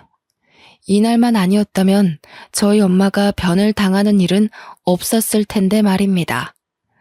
엄마는 이번에 롱치마와 가디건의 일상복을 입고서 서울로 왔고 예비 시모는 또 졸부처럼 한껏 치장하고 왔더라고요. 첫 만남으로 집에 인사 갔을 때만 해도 저희 엄마와 비슷한 류의 옷을 입고 있어서 몰랐는데 예비 시모는 밖에 나올 때마다 일어나 봅니다. 그게 또 낙인가 보다 하고 넘기려고 했는데 아니나 다를까 예비 시모가 또 참지 못하고 저희 엄마를 보고 입을 놀리는 겁니다. 각자 엄마 옆에서 나란히 걷고 있던 우리도 당연히 들을 수밖에 없었는데요. 어머, 사부인, 옷이 그게 뭐예요? 안 그래도 홀쭉한 사람이 그렇게 추리한 옷 입으니까 정말 없어 보이잖아요. 제가 지난날 뭐라고 했습니까? 우리처럼 늙은 사람들은 살집이 있어야 한다니까요. 예, 압니다. 그런데 뭐 보이는 게 중요한가요? 안사돈께서도 아실 거 아니에요? 우리 정도 되면 젊은 애들이랑은 달라서 혈액순환이 크게 중요하잖아요. 몸이 갑갑하면 좀 불편해서 저는 이런 편한 옷이 좋네요. 저희가 목적지에 도착할 때까지 예비 시모는 계속 자신과 우리 엄마를 비교하면서 엄마의 외관을 계속 지적질했습니다. 그걸 듣고만 있는데 한 번씩 화가 나더라고요. 솔직히 예비 시모 몸매가 누구를 지적할 만큼 훌륭하지 않거든요. 자꾸 우리 엄마 보고 말랐다고 뭐라 하는데 예비 시모야말로 그 몸집이면 비만 클리닉에 등록해야 할 정도라고요. 저와 엄마는 일이 커질까봐 참고 있는 거지 절대 예비 시모의 말이 맞아서가 아닌데 예비 시모는 끝을 모르고 자꾸 자기 몸매를 내세우기만 했어요. 왜 자꾸 고나리질을 저희 엄마한테 하는 건지 도통 예비 시모의 의중을 모르겠더군요. 저는 예비 시모 말이 듣기 싫어서 엄마를 데리고 여성 정장을 보러 들어가 버렸습니다. 직원의 안내를 받고 엄마는 옷을 입어보기 시작했는데 예비 시모랑 예비 신랑이 멀찍이서 옷을 둘러보기만 하며 궁시렁대고 있더라고요. 엄마가 피팅룸에 있는 참에 저는 둘에게 다가갔죠. 어머님, 옷 좀 골라보셨어요? 어머님도 하나 골라서 디자인 한번 맞춰보세요. 저쪽에 거울 있거든요. 마음에 드시는 거 몇 개 골라주시면 저희가 봐드릴게요. 안 그래도 말할 참이었는데 요새 누가 이런 걸 입니? 촌스럽게. 이런 거 다 옛날식이야. 어쩜 이렇게 입고 싶은 스타일이 하나도 없을까? 보기 좋게 한복이나 한 벌 맞추면 될 걸 무슨 정장을 입는다고 유난인지 모르겠네. 너희 엄마는 정장이 좋다니? 한복을 입어야 삐쩍 마른 몸이 좀 가려질 텐데. 예비 시모야말로 한복으로 몸매를 가리고 싶었던 게 아닐까요? 입고 싶은 스타일이 없는 게 아니라 입을 수 있는 스타일이 없는 거 아닐까요? 저는 알고 있었어요. 예비 시모 사이즈를 맞추려면 어딜 가나 맞춤 정장을 해야 한다는 걸. 어쩔 수 없으니 그렇게 해줄 생각이었는데 예비 시모는 자꾸 다른 데 가보자고 하더라고요. 한복 매장 없냐면서요. 그래도 한 번 더 꼼꼼히 골라보라고 겨우 어르고 달래고 있었는데 마침 저희 엄마가 피팅룸에서 나왔더군요. 직원들이 먼저 보고 난리가 난 바람에 저희도 다 돌아보게 되었어요. 어머님, 완전 모델이세요. 비율 너무 좋으십니다. 어머님 나이에 이런 세련된 감각 소화하기 쉽지 않은데 어쩜 이렇게 오태가 좋으세요? 정장 계통에서 딱 원하는 비율이세요. 멀리 있는데도 저희 엄마를 향한 이런저런 칭찬이 자자하더군요. 저도 어디 가서 오태 좋다고 칭찬은 들어봤는데 저런 식으로 직원들이 한꺼번에 모여 칭찬을 하는 경우는 처음 봤습니다. 저도 당황스러웠는데 같이 있던 예비 시모는 오죽했을까요? 뭐 당황스럽기만 했던 건 아닌 것 같더군요. 여기 직원들도 보는 눈이 영 저렴하네. 모델은 무슨 딱 봐도 상술이구만. 네 엄마 아직 멀었다 얘. 내가 그렇게 조언을 해주면 뭐하니? 저런 가벼운 상술에 또 좋다고 넘어가고 있는데. 그만 다른 데 가보자 아들. 그런데 예비 신랑도 하얀 정장 입고 있는 우리 엄마 보면서 깜짝 놀라느라 자기 엄마의 말을 못 들었던 겁니다. 저는 예비 신랑의 이런 솔직하고 순수한 면이 좋았거든요. 이런 성격이 가족이라고 예외는 아닌가 봅니다. 어머님 진짜 아름다우시다. 자기가 어머님 닮아서 날씬하고 예쁘구나. 나 저렇게 고운 분 처음 봤어. 옷이 날개라더니 어머님 같은 분이 걸치니까 완전 선녀 같네. 예비 신랑의 순수한 표현이 너무 진심으로 와닿아서 저는 웃음이 터져버렸습니다. 그런데 예비 시모는 아들마저 저희 엄마를 칭찬하니 더 화가 났는지 다짜고짜 그 큰 덩치로 옷 사이를 헤집고서 저희 엄마한테 가더라고요. 느닷없이 주위의 직원들을 밀어내더니 언성을 높였습니다. 사부인, 나니까 솔직하게 말해주는 건데 정말 빈티나 보이니까 빨리 벗어요. 이렇게 나갔다간 누가 흉 볼까봐 겁나네. 내가 옷 파는 사람들 믿지 말라고 했죠? 얼른 나와요. 한복 보러 가게. 네? 다들 예쁘다고 하는데 왜 그러세요? 안사돈, 저는 이 옷이 너무 마음에 드는데요. 안사돈은 한복으로 하세요. 저는 다른 색상도 몇 개 입어보고 정장으로 할까 싶네요. 못 산다 못 살아. 제가 이런 거 다 상술이라고 했잖아요. 다 큰 어른이 그런 말도 못 거르고 어떻게 살아왔대요? 멀리서 애들이랑 지켜보는데 애들이 차마 말을 못하는 것 같길래 제가 나서서 알려주는 거라고요. 얼른 갈아입고 나와요. 이봐요 안사돈. 적당히 하세요. 차라리 질투가 나면 난다고 얘기를 해요.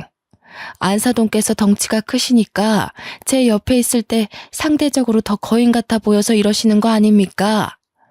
저도 사람 볼 줄 아는데요. 부러워도 부럽다고 말 못하는 사람들이 딱 이럽디다. 다 늙은 사람이 유치하게 아직도 이런 걸로 시기를 해요? 뭐라고요? 거인? 무슨 그런 막말을 하시는 거예요? 빈약해서 병자 같은 게 뭐 예쁘다고 제가 부러워하겠어요. 착각도 유분수지. 내 어이가 없어서 정말. 아무리 그래도 우리 이제 2번밖에 안 본 사이인데 무례가 심하네요, 사부인. 제가 하고 싶은 소리네요. 서로 조심해야 할 사이에 왜 이렇게 선없이 구세요? 왜요? 안사도는 어디 가서 오태 난다는 소리 못 들어봤는데 이런 거 처음 봐서 신기해요? 제발 저까지 유치해지게 만들지 마세요. 어머, 본색 드러내는 것 좀 봐. 살집 없어서 쭈글쭈글해질 사람 신기하고 말고 할 게 뭐 있다고. 그리고 제가 언제 선없이 굴었나요? 사부인이 선이 없는 거겠죠. 말이 아다르고 어다르다고 저는 조언을 한 거고 사부인은 저를 모욕한 거지요. 알았어. 확실히 덩치 때문에 목청도 크네. 공공장소니까 직원들 곤란하게 하지 말고 소란 그만 피웁시다. 아가씨, 이 옷 마음에 드네요. 그냥 이걸로 할게요. 엄마가 예비 시모를 무시하며 직원에게로 말을 돌리는데 일이 거기서 멈췄다면 우리 결혼이 말아먹진 않았을까요? 예비 시모는 쪽팔렸던 건지 억울했던 건지 얼굴을 확 붉히면서 자기를 돌아선 엄마의 어깨를 밀어버렸습니다. 말 그대로 말라서 힘이 없던 저희 엄마는 그 큰 덩치가 주는 파워에 못 이겨 휘청하고 엉덩방아를 찢고 말았죠. 제가 봐도 너무 사정없이 넘어가 버린 모양새였죠. 너무 놀랐던 저는 급하게 쫓아갔고 뒤따라온 예비 신랑도 예비 시모를 말렸어요. 저희 엄마는 넘어진 부위가 아픈지 몇 번을 앓다가 얼굴이 빨개져서 이게 뭐 하는 짓이냐고 소리를 질렀는데요. 거기다 대고 예비 시모가 하는 말이 참 기가 막히더군요. 아이고, 꽃이네. 그렇게 말라깽이처럼 삐쩍 마르니까 중심도 제대로 못 잡고 넘어지는 거예요. 좀만 더 나이 먹으면 걸어 다닐 수는 있겠어요? 나중에 10년 있다가는 요양병원에서 휠체어나 타셔야겠는데? 옷이 이쁘면 뭐하나? 사람이 다리도 튼튼하고 체격이 있어야지. 다친 사람 앞에서 저런 말을 할 수 있다는 게 저는 무척 충격이더라고요. 심지어 지금 예비 신모는 가해자예요. 그런데 끝까지 자기 잘못을 자각하지 못하고 엄마를 계속 지적하네요.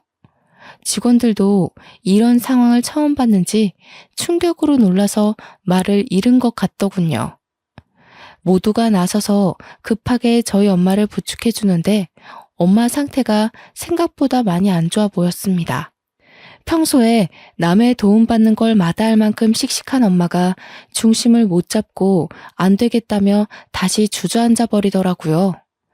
꼬리뼈랑 허리가 너무 아프다고 하는데 다리에 힘이 쭉 빠져서 나중에는 앉아있는 것도 못하고 들어 누우셨습니다. 백화점 바닥이 대리석으로 되어 있기도 했고 피팅룸 주변에 낮은 선반들이 많았기에 잘못 부딪히면 골절될 만큼 위험한 환경이긴 했거든요. 저는 너무 놀래서 바로 119를 불렀어요. 그 와중에도 예비 시모는 궁시렁궁시렁 대고 있었는데요. 아이고, 사부인, 오바 좀 하지 마세요. 그런 방법으로 나 한번 이겨 먹어보겠다고 그러는 것 같은데 산구석에서만 살아서 잘 모르나 봐요. 그런 것도 다 옛날식이에요. 좀 그만하세요, 어머님. 사람 다쳤는데 그런 식으로밖에 말씀 못하세요? 어머님 때문에 저희 엄마 다친 거잖아요. 어머님 덩치가 그렇게 사정없이 밀어버리면 세상 어느 사람이 안 다치겠어요? 도무지 참을 수 없어서 저 한마디 했거든요. 예비 시모가 제 버르장머리까지 논하면서 뒷목을 잡더군요. 그때 머지않아 구급대원 들어와서 엄마를 살피며 들것에 실었어요. 함께 있던 예비 신랑은 얼굴이 새하얗게 질리더니 지 엄마 등짝을 퍽퍽 때리는 겁니다.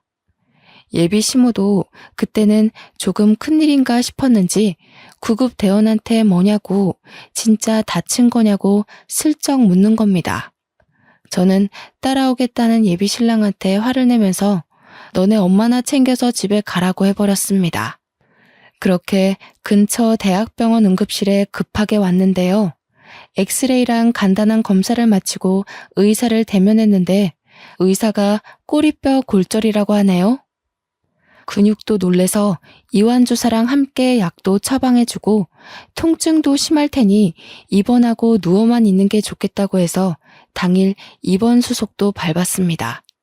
그리고 정신없어서 몰랐는데 엄마 머리까지 혹이 생겼더라고요. 아마 넘어질 때 머리도 부딪힌 것 같았어요. 그래서 추가로 MRI 검사까지 마쳤습니다. 그런데 저희 엄마가 진통제를 맞아도 꼬리뼈를 너무 아파해서 그 부분을 여쭤봤더니 의사는 아무래도 선천적으로 뼈가 약한 분이다 보니 충격에 더 영향을 많이 받았을 거라고 나중에 경과보고 수술이 필요할 수도 있다고 하지 뭡니까? 저희 엄마 정말 건강하게 지내셨거든요. 혹시 자기가 저한테 짐이라도 될까봐 늘 건강관리를 해오시던 분이었어요. 한 번도 수술대 근처를 갈 일이 없던 게 저희 엄마인데 생판 남이나 마찬가지인 예비 시모 때문에 엄마 건강에 적신호가 생겼다고 하니까 참을 수 없이 화가 나더군요. 주체할 수 없는 분노에 예비 신랑한테 당장 전화했습니다. 우리 엄마 꼬리뼈 골절됐어. 넘어지면서 행거 쪽에 머리 부딪히는 바람에 혹도 생겼다고. 나 더는 못 참겠거든? 우리 엄마 이렇게 만든 사람 심으로 모실 생각 없고 너랑 결혼 안 할 거니까 네 엄마한테 전해.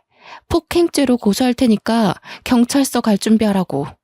자기야, 제발 진정해. 내가 잘못했어. 우리 엄마가 그렇게까지 나갈 줄 몰랐는데 미안해. 내가 진작에 막았어야 하는데. 아니, 장모님이랑 뵙기 전에 내가 엄마한테 주의를 줬어야 하는 건데.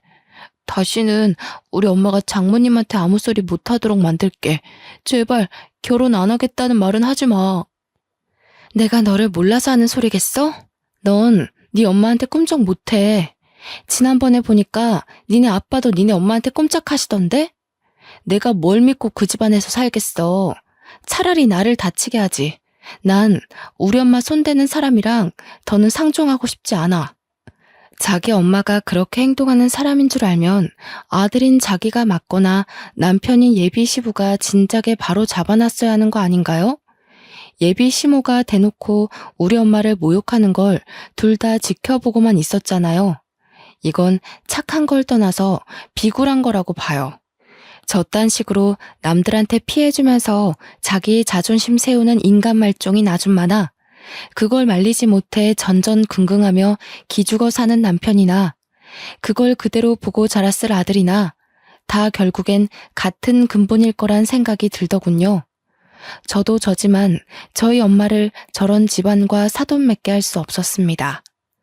저는 엄마한테 쉬고 있으라고 한 뒤 백화점에 찾아가서 아까 매장 CCTV 영상 좀 보여달라고 했어요. 마침 사각지대도 아니었고 백화점이라서 CCTV 구도가 다방면으로 잘 되어 있더라고요. 그 화면에는 예비 시모가 우리 엄마 어깨를 밀어버린 게 적나라하게 나와 있었고 저는 그대로 휴대폰으로 찍어서 경찰서에 신고해버렸습니다. 폭행죄로 신고했더니 예비 시모는 조사받는 중이고 함께 따라온 예비 신랑은 저를 보자마자 무릎 꿇고 사정을 하기 시작하더군요. 자기야, 내가 이렇게 빌게. 제발 우리 엄마 좀 살려줘. 내가 평생 장모님 모시면서 효도할게. 우리 결혼하면 친정 가서 지내자. 응? 한 번만 더 장모님 소리하기만 해봐. 당신 입에서 장모님 소리 들으면 네 엄마가 내 시엄마 된 기분이라서 별로거든? 제가 왜 봐줘야 합니까? 감히 우리 엄마를 다치게 했는데.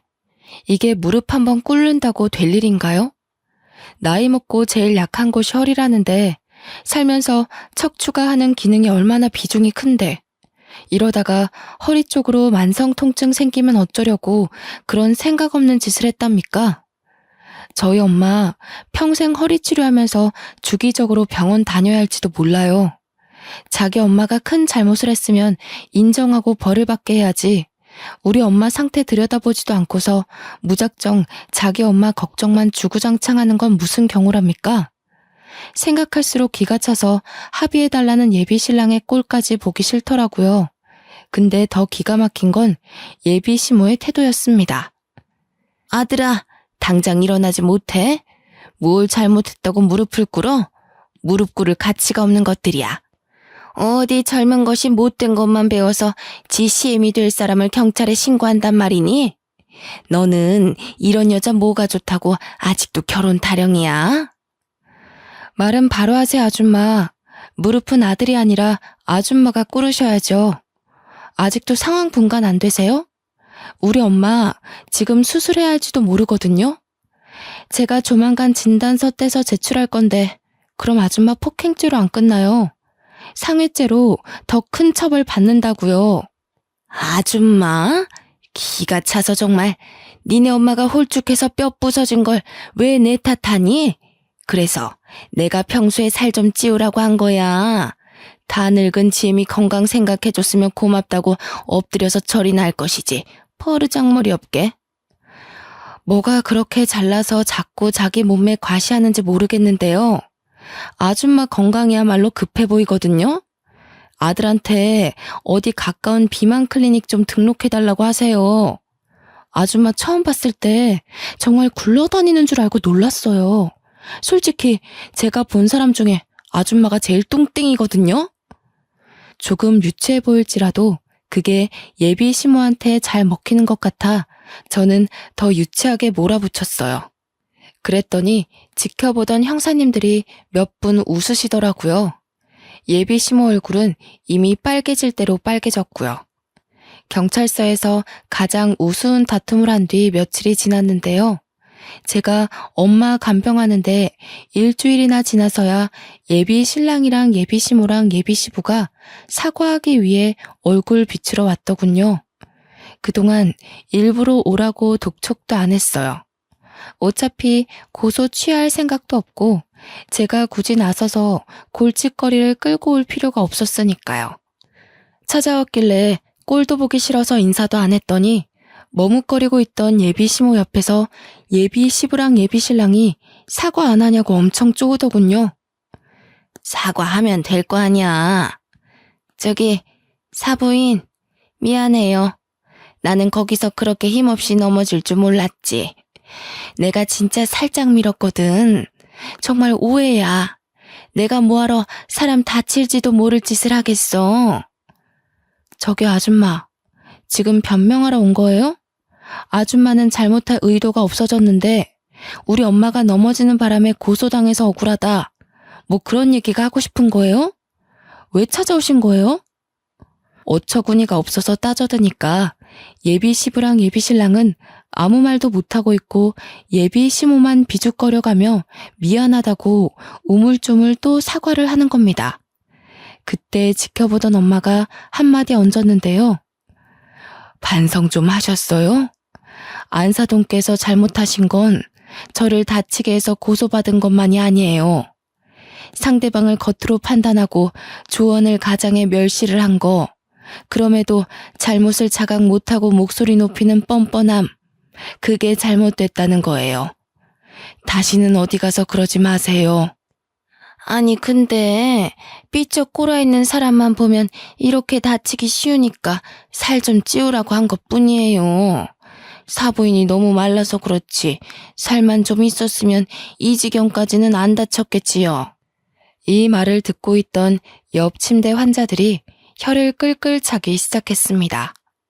저희 엄마가 병원 입원한 지 일주일 만에 병실 환자들이랑 친해졌는데 보호자들까지 전부 저희 엄마가 왜 입원했는지 사정을 알고 있거든요. 그년 낯짝 한번 보고 싶다면서 다들 제 일처럼 성내주셨는데 이렇게 낯짝을 보게 된 거죠. 아이고 참네. 아지매요. 뭘 몰라서 그러는데 우리 나이에 아지매처럼 암소만 하면 골병 듭니다.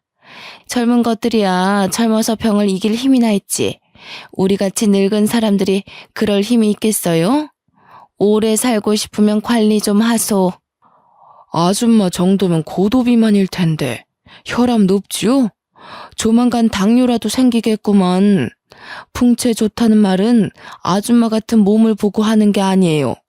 아줌마는 그냥 뭐 뒹글뒹글 굴러다닐 몸이네. 뚱뚱한 게 자랑은 아니지 않나요? 오히려 이쪽 분이 몸에 장근육도 있고 건강하던디. 의사 선생님도 이 짝 보고 평소 운동신경이 있는 덕에 이만한 거라고 하더이다. 어이가 없어서 원. 무슨 운동신경이요? 말라 비틀어진 인형같이 쓰러지더니만 참나 웃겨. 아직 상황 파악이 안 되시나 본데 세 분 다 무릎 꿇고 사정해도 모자라요. 형사 고소 들어갔다면서요? 합의 안 되면 벌금 많이 물 텐데. 치료비까지 물어야 돼요. 돈 없으면 징역살이 할지도 모를 판인데 지금 그렇게 장난식으로 사과할 게 아니에요. 돈도 없는 사람들 같구만. 아줌마, 이 병원 오는데 메이커 덕지덕지 얹고 온 거 보니까 돈 많은 척 보이고 싶었나 본데 우리 아들이랑 며느리가 여기 의사거든요? 요즘 돈 많은 사람들 그렇게 안 입어요. 더 감추지. 병실 내 환자랑 보호자분들이 전부 저와 저희 엄마 편을 들어서 적극적으로 공격을 해주는데 너무 속이 시원하더라고요. 아무 말도 못하고 표정 썩어있는 예비씨 목골이 참 보기 재밌었어요. 더 할 말 없으시면 나가주시겠어요? 여기 환자분들 안정 취해야 되는데 그 큰 덩치로 입구를 막고 있으니까 보기만 해도 영 피로해서요. 이제 법적으로 해결할 일만 남았으니까 볼 필요도 없을 것 같은데 앞으로 찾아오는 일 없도록 해주세요. 아무 말 못한 예비시모는 자존심 무척 상해하면서 먼저 병실을 박차고 나갔습니다. 예비시부랑 예비신랑은 저희한테 미련이 있는 것 같았는데 저는 끝내 돌아보지 않았죠. 저런 아줌마가 제 시모가 되었을 생각만 하면 자다가도 벌떡 일어날 지경이에요. 결혼이란 거 남편 하나 보고 할 수 있다고 생각했는데 역시 결혼은 집안 문제였네요. 그 후로도 저희 엄마는 한 달 넘게 입원 중입니다. 치료비가 점점 늘어나니까 그쪽에서도 안 달랐는지 하루에 한 번씩 전화와서 합의금 점점 높여 부르더라고요. 절대 합의해줄 생각 없어요. 저희 엄마 허리가 하루아침에 일이 망가졌는데 그깟 돈으로 상황 무마시키는 건 말이 안 되니까요. 잘못을 했다면 그 대가가 얼마나 무서운지 느껴봐야 다시는 이런 짓 안 할 거 아닙니까? 진심으로 반성해도 봐줄까 말까인데 돈이면 다 되는 줄 아는 저 심보도 참 마음에 안 드네요. 합의고 뭐고 10년이 걸려도 안 해줄 생각입니다. 제 사연 읽어보니 어떠신가요? 다소 아이들 싸움 같기도 하죠. 저도 예비 시모 같은 유치한 사람 처음 봤거든요. 지나서 생각하니까 이젠 헛웃음이 나오네요. 만약 우리 엄마가 그런 사람이었다면 어디 얘기하기도 쪽팔렸을 거예요. 저주하는 건 아니지만 그 집이 어디와 사돈 맺는 일은 없었으면 좋겠어요. 상대 며느리 집 망할 일 있나? 현재는 엄마는 펜션을 잠시 접고 서울에 전세 하나 얻어서 저와 같이 살고 있습니다. 허리 때문에 무리한 일은 잠깐 쉬기로 했거든요. 엄마 허리가 최대한 나을 때까지 제가 잘 보필하며 지내고 있어요. 다들 사랑에 눈 멀어서 이상한 사람 걸을 수 있는 기회를 놓치는 그런 짓은 하지 마세요. 지금까지 제 사연 읽어주셔서 감사합니다.